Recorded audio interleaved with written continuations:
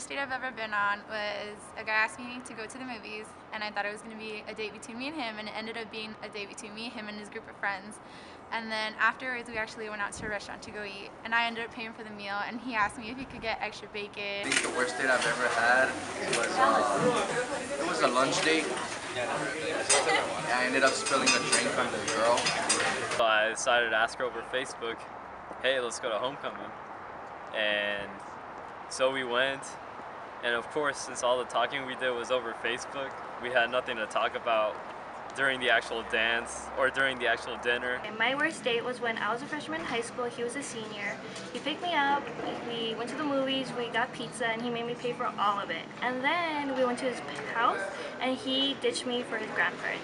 I was at dinner, and my card declined when we were on our Valentine's date, and she had to end up paying for the date. But I mean, which isn't that bad.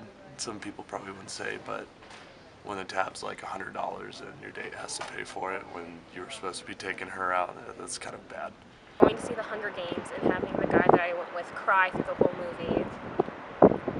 Finally we get to the restaurant and we parked across the street. It's a tow zone, but apparently I was like, nah, we'll be fine. We're gonna be in and out, you know, it's no problem. We come out, her car's towed. Then it's my fault, obviously, so I had to call the cab, got the cab to take us, go back to my house, pick up money, go to the tow truck place, got her car out. She's like $200 right there, and that was our last date.